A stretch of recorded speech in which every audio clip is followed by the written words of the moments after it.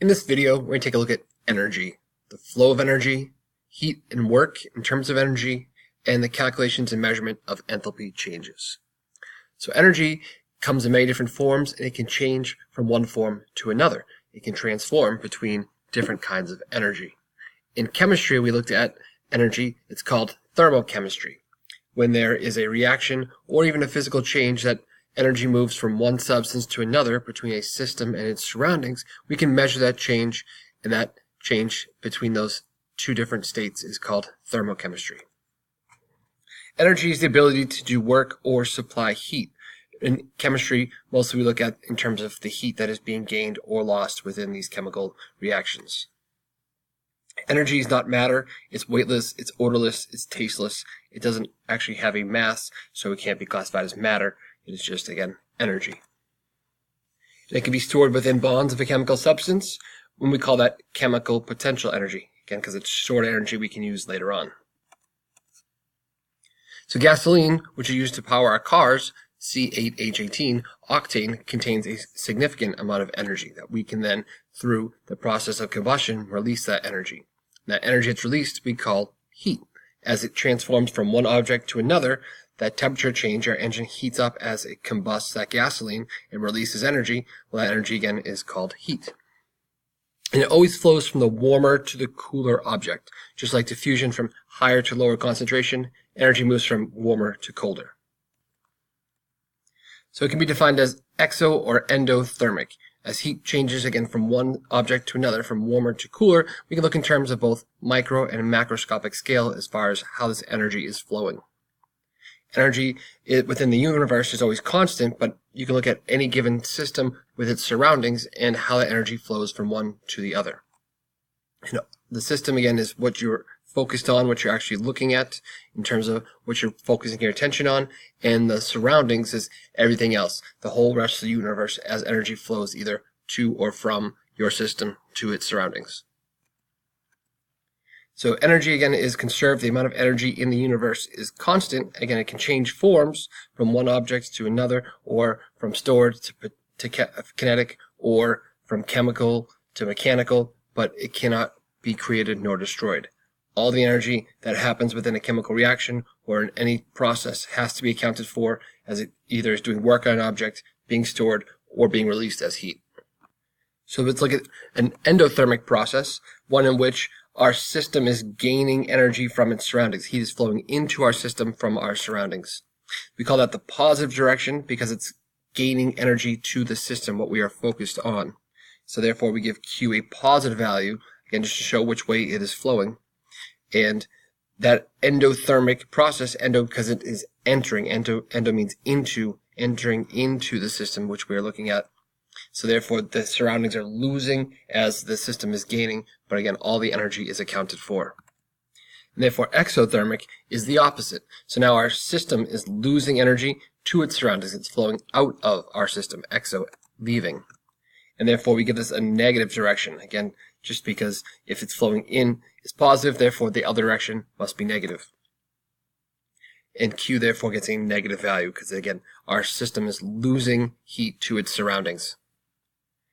And again, exo meaning leave. So it's leaving our system into surroundings, so it's losing energy. That energy isn't lost, it's just going to the surroundings. So the system is losing energy, cooling down, therefore the surroundings are gaining energy and warming up. So every reaction is either going to be endo or exothermic. Some reactions are very endo or exothermic, and it's very noticeable. In some other reactions where it's very little energy that's gained or lost, you don't really even notice that energy is either being released or absorbed. But if a reaction is to release energy, that's exothermic. Again, most of that energy is lost in terms of heat, sometimes in terms of light and sound. And endothermic, therefore, absorbs energy. It feels cool because that system is taking on energy from its surroundings, cooling down the surroundings, so it's cool to the touch. This happens because there's energy that's associated with all these different types of bonds. There's energy that's stored within these bonds, and depending on what bonds are being formed, what bonds are being broken, energy will be either absorbed or released. So we can measure heat flow with what we call joules. Joules are the unit of work. It comes from physics. The work done by 1 Newton of force over 1 meter is where the unit joule comes from. We're not really going to talk in terms of work done in chemistry. We're just going to talk in terms of heat as far as energy is concerned. So often we use calories, the amount of energy that is needed to heat 1 gram of water 1 degree Celsius, and that's 4.184 joules.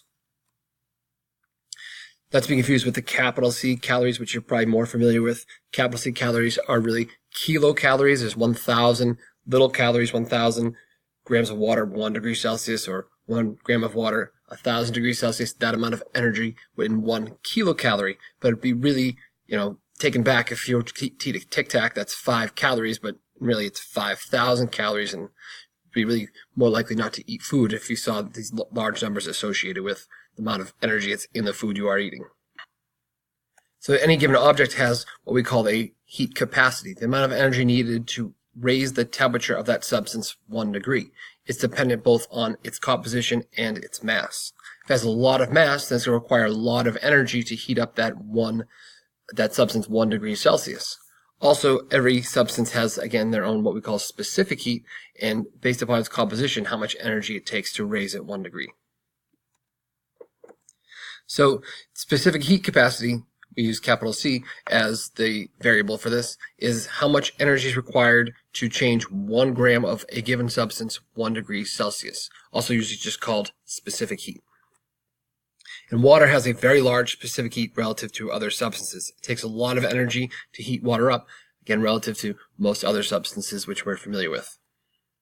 So here we see water at 4.184 joules, as we already discussed, or 1 calorie of energy to heat up 1 gram of water 1 degree Celsius. Ice also has a pretty high specific heat, and same thing with water vapor, again, because of those hydrogen bonds between those water molecules. Then we see everything else down below there, especially like metals. Metals have very low specific heats. We see iron, copper, lead, all under 1, very much smaller than that of water. So again, we see water has a really high specific heat, that 4.184 joules per gram degree Celsius, or also that 1 calorie per gram degree Celsius. So because of that large specific heat that water has, it takes a really long time for water to heat up. It also takes a really long time for it to cool back down. So that's why we use water as a coolant in both cars and manufacturing plants, because of the amount of energy it can take on. So we can do calculations with this equation, Q equals mc delta T, where Q is the amount of energy or heat, M is the mass, C is the specific heat for that given substance, and T is the change in temperature, final minus initial, because the positive or negative matters. Which way the energy flowing makes a difference. So let's take a look at one of these problems. We have a sample of copper. It's being heated, increasing temperature from 25 to 48 degrees Celsius. It absorbs 849 joules of heat. If the specific heat of copper is 0.38 joules per gram degree Celsius, what is the mass of the copper sample? So again, list out what we know, what we don't know. Again, we know that the change in temperature, that 45 from the 25 is 23 degrees Celsius. Again, the positive direction because it's absorbing energy. It absorbed that 849 joules of energy. The specific heat for copper, as we saw in the other chart there, was 0.38 joules per gram degree Celsius.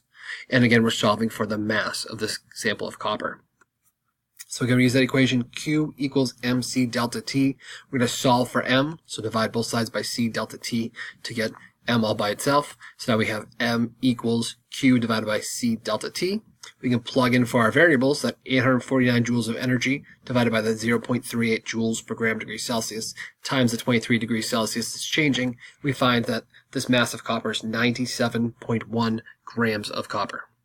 So the study of this heat flow, how you can do these measurements, is what we call calorimetry, how energy is being transferred from one substance to another. Therefore, the amount of energy gained by one substance is going to be equal to the amount of energy that is therefore lost by the other, or vice versa.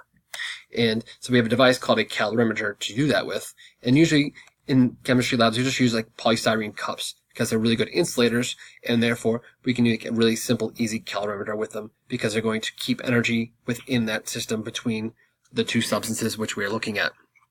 We often use water because we know water's specific heat and can very easily determine the amount of energy gained or lost by water as you put a substance into it. If you're looking at a given equation, then we also call that enthalpy. The amount of energy gained or lost by a chemical reaction is the enthalpy, or H, for the system. So here's what foam cup calorimeter would look like. Again, we got two different cups here together. Keep a really good insulation from the outside. We got stir because you want to make sure it's all the same energy spread all throughout, and a thermometer to again measure the temperature as it's changing. So the calorimetry process, again, the delta H, we're looking at how much the enthalpy is changing between both our system and its surroundings. And again, when the energy is lost by one is gained by the other. So there will be a direct correlation between them. And we can then use Q and delta H, the enthalpy change and the energy change, kind of interchangeably because they basically have the same meaning. That's going to happen often. So the energy and the enthalpy change are both equal to mass times specific heat times the change in temperature. And so Q and delta H, again, since they're interchangeable, when Q is negative for giving off energy, delta H will also be negative for when that is exothermic, releasing energy. And delta H is positive for when it's endothermic, gaining energy. So this calorimetry process is used by nutritionists to determine how much calories are in food. They use what's called a bomb calorimeter. It's a fancy foam cup insulator calorimetry process. But again, it allows one to measure the amount of energy that's being released or absorbed when a substance is exploded or combusted in a closed system. So you have constant volume, allowing one to again measure just the amount of energy that is going on. So again, it's done through MC delta T. Again, their system, the surroundings, they're going to be equal and opposite. For the amount of energy lost by one, it'll be equal to the same amount of energy that's gained by another. So here's your bomb calorimeter. Again, really the same as the foam cup, except now you have this much larger system amount of water, and you ignite the food that's inside that cup, that sample cup, and then it allows it to burn and release energy. And you can calculate for the amount of energy gained by the water, how much energy is lost by the food. So here's what one of these calculations will look like. So we have an unknown metal with a mass of 20 grams, a temperature of 40 degrees Celsius. We're going to put it into a calorimeter that contains 50 milliliters of water at a temperature of 25 degrees Celsius. Then it gets to an equilibrium of 28.5 degrees Celsius. What is the specific heat of the metal? So let's list out what we know and what we don't know. Well, I know the mass of the metal is 20 grams. I also know that the metal is lowering in temperature by 11.5 degrees Celsius, and that the mass of the water is 50 grams because the density of water is 1, and that the temperature of the water is increasing 3.5 degrees Celsius. What is the specific heat of the metal? So I can use the change of temperature to then get the amount of energy that's gained and released for each of these, along with their mass and their specific heat, and then to be able to solve for the specific heat of the metal. And from the chart, I know that water has a specific heat of 4.184 joules per gram degree Celsius. And I can again look at the energy lost by one and gained by the other to determine what the specific heat of this metal is. So we'll solve for specific heat, divide both sides by the mass of the metal and the change in temperature of the metal, and then we get a new equation that is the specific heat of our metal is the mass of the water times the specific heat of the water times the temperature change of the water, divided by the mass of the metal, the temperature change of the metal, and again, the negative because one is gaining, one is losing. So we can plug in for our variables, and we find that the specific heat of the metal is 3.18 joules per gram degree Celsius. Again, lastly, we can see it's in a chemical reaction. So here we have nitrogen and hydrogen making ammonia, and looking at the amount of energy that is in nitrogen and hydrogen before as reactants versus how much their energy is when they're together in ammonia and products. And the energy change, as we see here, is 92.38 kilojoules. So therefore, since it's going down, it's going to be releasing energy. It's being produced. It's an exothermic reaction. We can put that 92.38 kilojoules as a product of this reaction. So this is exothermic again because it's releasing energy. The products have lower energy than the reactants. So therefore, the energy is being given off. And again, delta H is going to be negative 92.38 because it's releasing, it's giving off energy. So the negative sign again means releasing, lost by the system, not negative or bad energy. Then we have the same for an endothermic process. Here we have nitrogen and oxygen making nitrogen monoxide.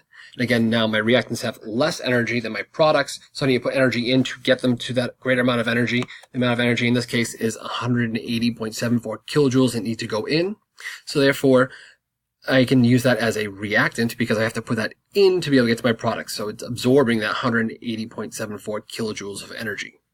So again, this is endothermic because it needs to take energy in. These products have a greater amount of energy than my reactants. So therefore, it's going to be absorbed, and I'm going to show that as positive energy, again, because it's taking energy on, not being released. My system is gaining energy. My surroundings are losing energy, again, increasing the amount of energy for my system.